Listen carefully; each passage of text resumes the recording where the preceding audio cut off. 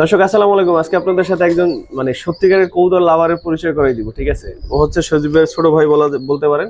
সজীবের এখানে হেল্প করে, আর ও নিজে লেখাপড়া করে ফ্রিতে। তো ওরে আমি ছাদে আজকে ভিডিও করতে আসার পর থেকে বারবার ঘুরে ফিরে নাম জিজ্ঞেস করার পাশাপাশি জিজ্ঞেস করতেছিলাম যে তুমি আসলে বড় হয়ে কি হইতে চাও। তো আমি মজা করে ওর অনেক কিছু বলছি যে চোর হবা না, ছাচোর হবা নাকি পুলিশ হবা না ডাকাইত হবা, এরকম অনেক প্রশ্ন করছি, কিন্তু ও কিছুতেই কিছু বলতেছে না। তো পরবর্তীতে আমি বললাম ওরা হাত ধরে সত্যি করে বলো তুমি কি হইতে চাও।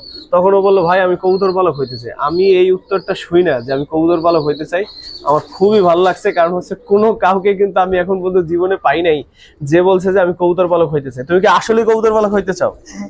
জোরে বলো। হ্যাঁ, আমি কবুতর পালক হতে চাই। তোমার নাম কি? ইয়াসিন। ইয়াসিন। বাড়িতে এখানেই না? হ্যাঁ। পুরান ঢাকায়। তো পুরান ঢাকারই মানুষ, ওর জন্য দোয়া করবেন, ও ভালো অনেক বড় কবুতর পালক হোক, আমিও দোয়া করি। আর যেহেতু সজীব ভাইয়ের কাছাকাছি আছে, আশা করি হইতে পারবে ইনশাল্লাহ। তোর জন্য দোয়া করবেন।